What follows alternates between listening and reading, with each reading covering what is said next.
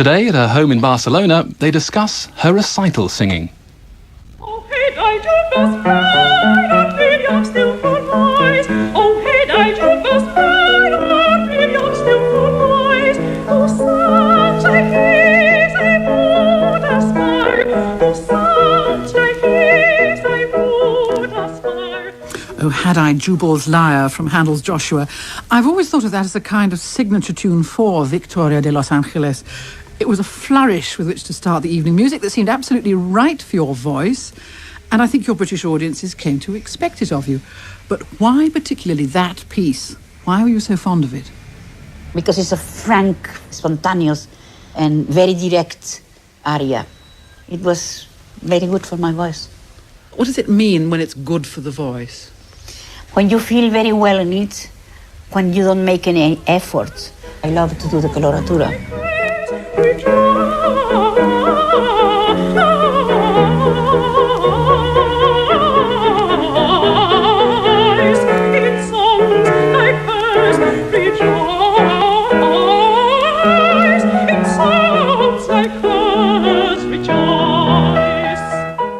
Do you have a plan, a method when you choose a repertoire and building a program? No, I just sit in my room and I say, I'm going to open my archives now. I go to that. Let's see, I have these songs here. I look one after another. And I put apart the songs that I have loved, like that. But I take sometimes songs that are very simple. I prefer not to make impression to the public, singing something very difficult, very important, very interesting, very profound. And maybe a song that is very simple, it is very difficult. But I never go with the idea of making difficulties. And because of that, my programs, they have set all my career that were a very enjoyable kind of programs. When somebody hears you sing Mendelssohn's On Wings of Song. Yeah, this is a very, very effective song, and it is very much like I feel. I mean, this is a song that goes with any voice, any person. It's a kind of song so fluent, and the melodic line is so beautiful.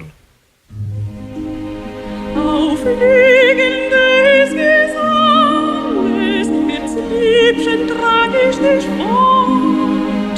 Fort nach den Fluren des Mannes, dort weiß ich den schönsten Ort. Da liegt ein blutglühender Garten im stillen Mondenschein. Die Nacht spielt wieder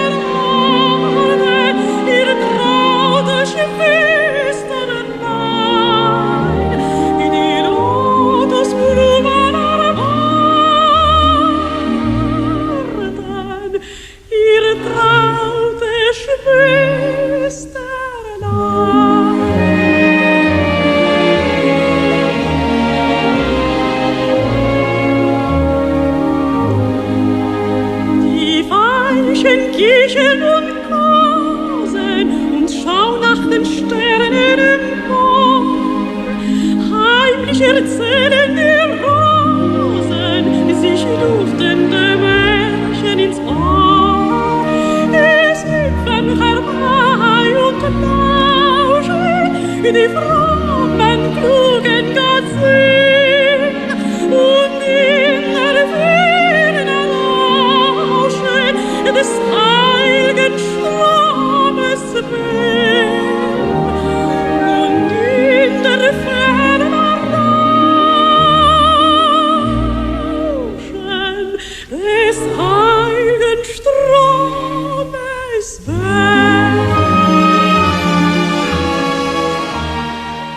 Where do you start when you're learning a new song? We've got the text, you've got the vocal line. I begin to learn myself alone.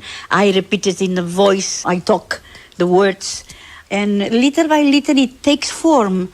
And by the years, the same song has changed. There are many songs that I don't sing now as I used to sing it 20 years ago. Now I go much more profound inside of the songs. To express myself, I feel much more free now than many years ago when I was a very shy person and I didn't dare to express too much. But it's very important, the words. But sometimes the music is so important in some composers that they say with the music what the words means. Can you give us an example of that? Well, I mean, in Schubert there are many, because you see in German, I don't know so much German as that. Sometimes there have been songs where I have not understand many words, and I have done it. The same expression afterwards when I learned what the meaning was. And this means that the composer, when wrote this song, inhaled so much the words that he put the words exactly in the sound of the music. And sometimes you don't need the translation. The great composers in general, they have this quality.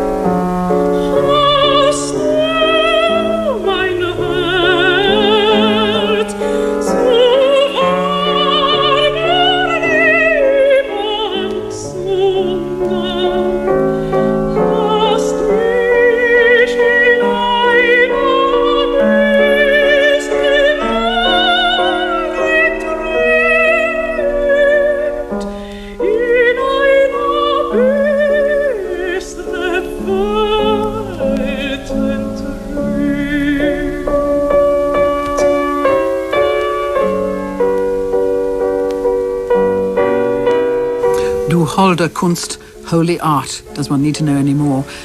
But it's a very deceptive simplicity in that song, isn't it? Because you're singing a sensitive line, and the piano has got to be almost intimately at one with you.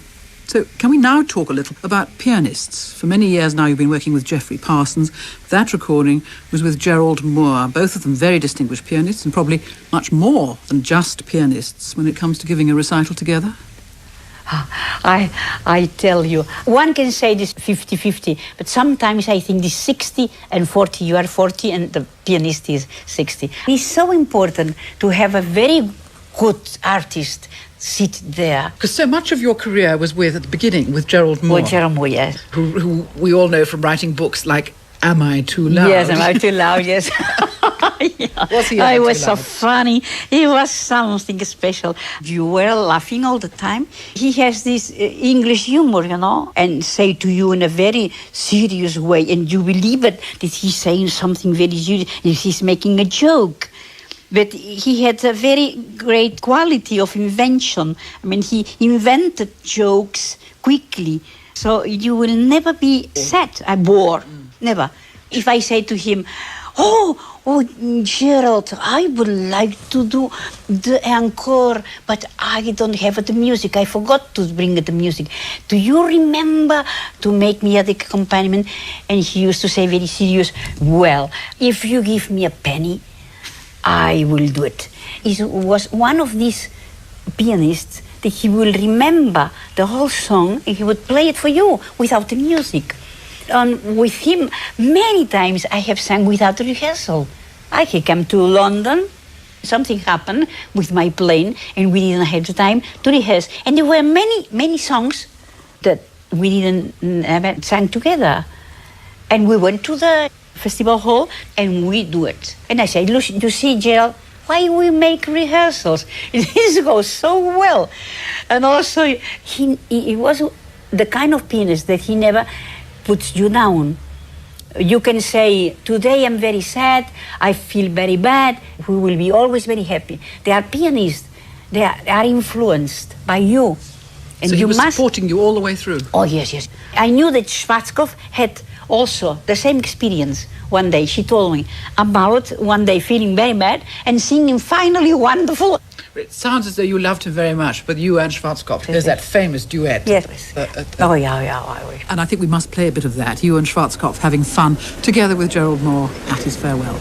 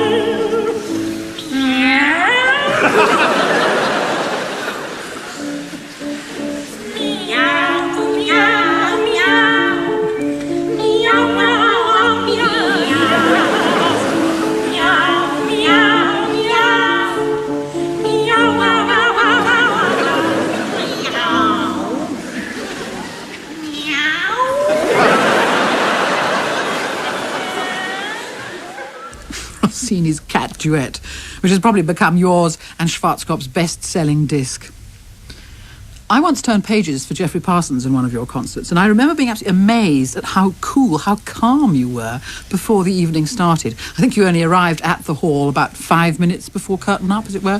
What happens during the day, during the course of the day? How do you pace yourself? How do you get yourself into the right mood to face the public?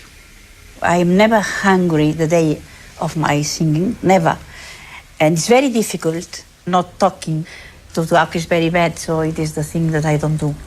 And I go to the concert hall, trying the voice and the place and the lights 1 hour before the public goes in. You once said that you thought of giving recitals was rather like going to a party. All my life I have go to the stage with a great sensation of love for people. I come out and I see the people and I love them. I mean, I think that thing puts on something energetic that comes instantly to the public.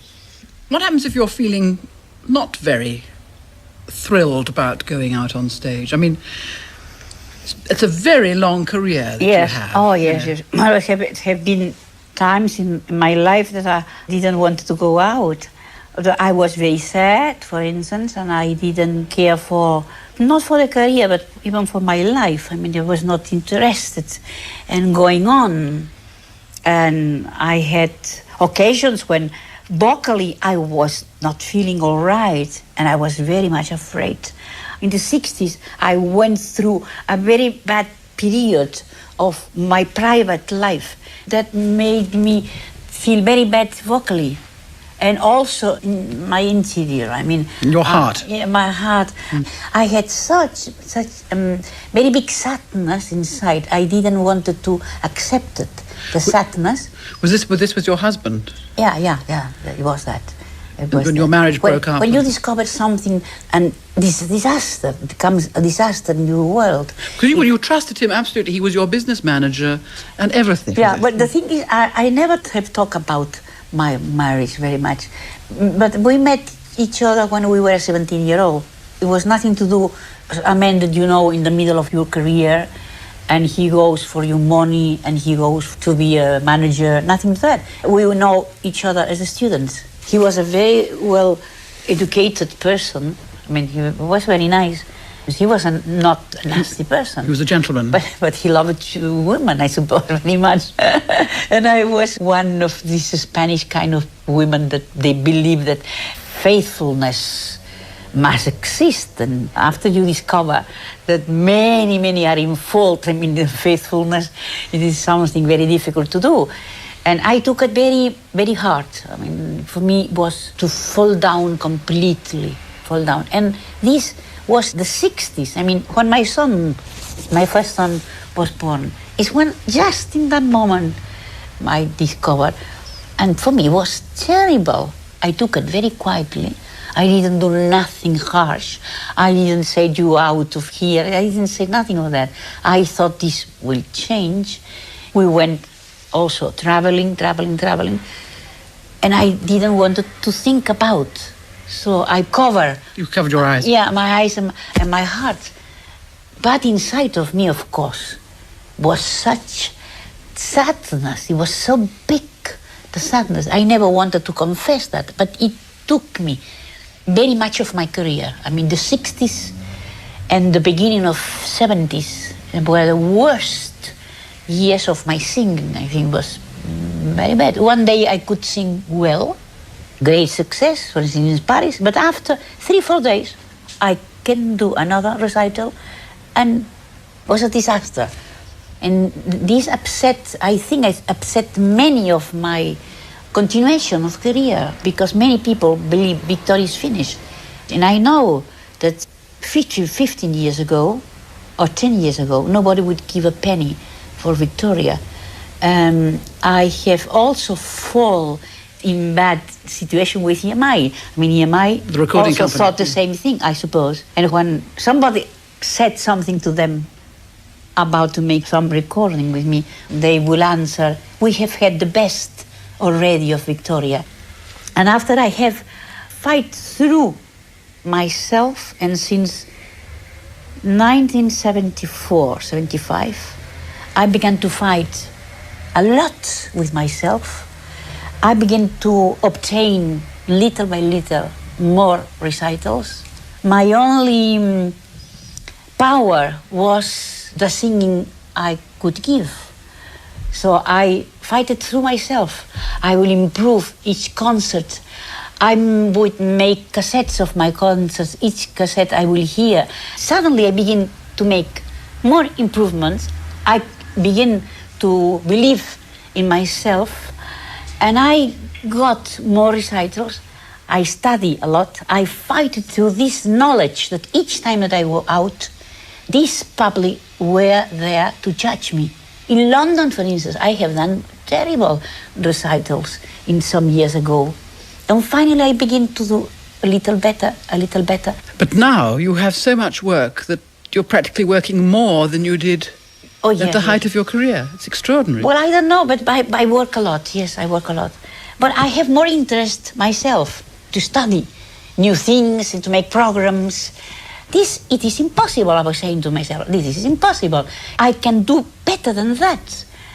And finally, I'm doing a little better than in the 60s. This is true. Margaridetta lleva domani, che ne starda mattinata. Margaridetta lleva domani, che ne starda domani. Come gli Maria giù, si fa diglietta tantilla. Come gli Maria giù, ma figlia non ti no. Vino alla massa, vino se li capra, vino se li batte, vino se sa che. Margaridetta lleva domani. Margaridetta lleva domani, che ne starda mattinata. Margaridetta lleva domani, che ne starda domani. Come gli Maria giù, si sa mettente stanilla. Come gli Maria giù, ma si mette stantino. Vino alla massa, vino se li capra, vino se li batte, vino se sa che.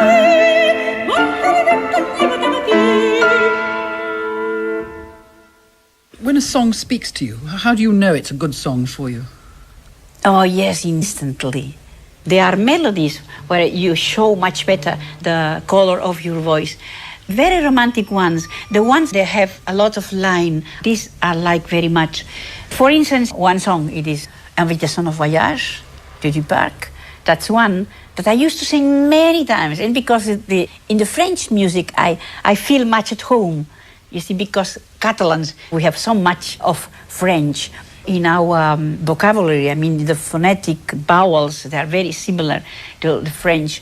And because since I was 10-year-old, I was fascinated by the sound of French language.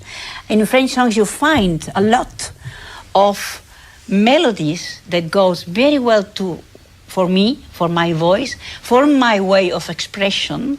French songs, I have loved always.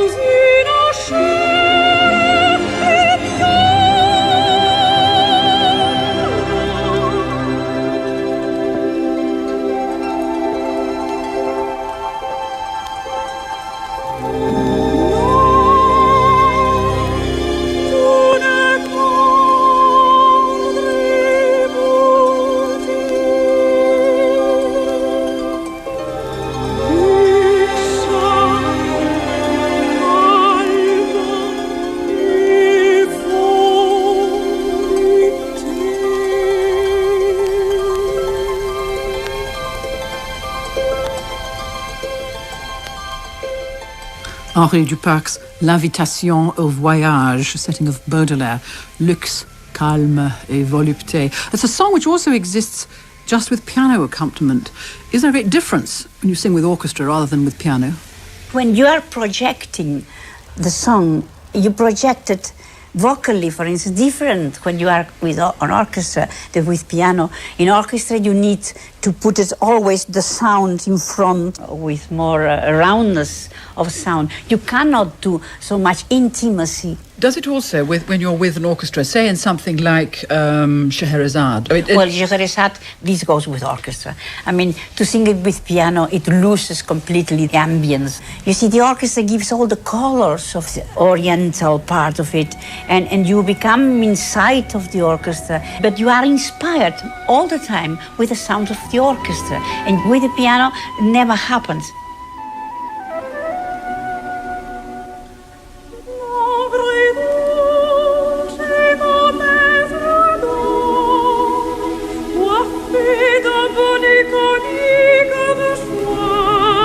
Et son nez chaud dans sa barbe blanche.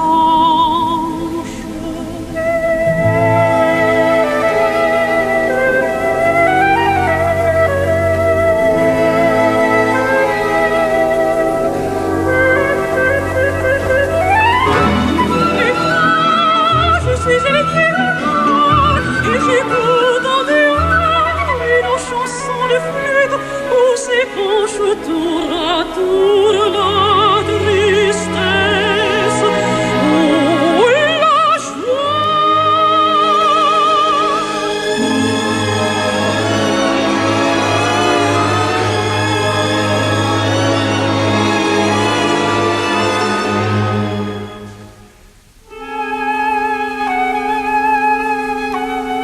À l'air tour à tour d'amoureux ou frivoles, que mon amoureux chéri joue.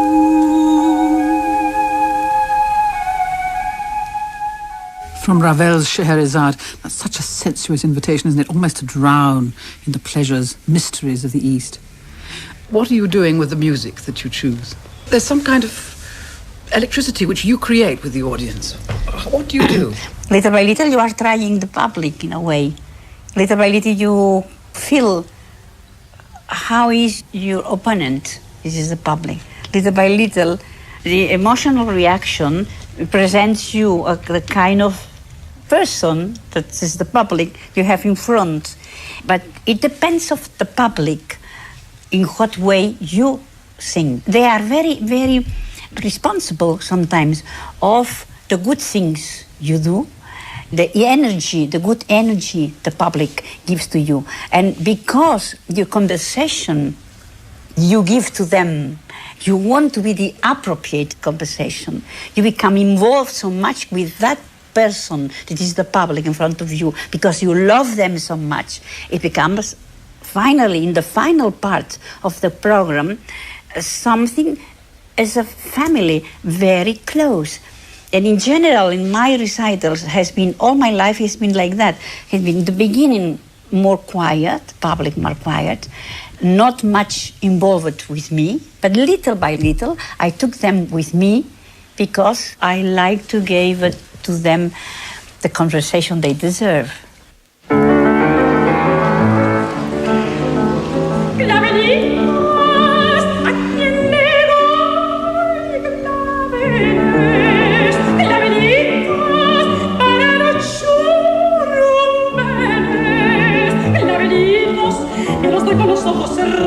Y que traigan estos apreciados de estos rojos y pintados. Laberintos de la tierra, laberintos que vienen de Granada, laberintos que los traigo yo aquí para ti y que tienen la esencia, presencia, no sentidos de ver en mí.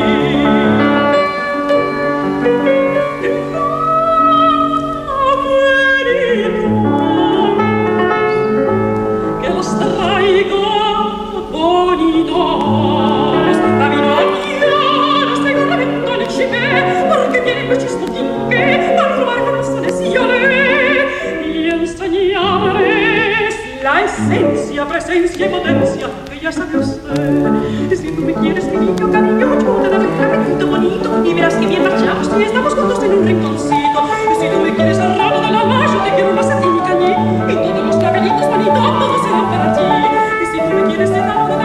y todos aquí mi cañí, y todos los cabellitos bonitos, todos serán para ti, todos son para ti, para ti, para ti, para ti.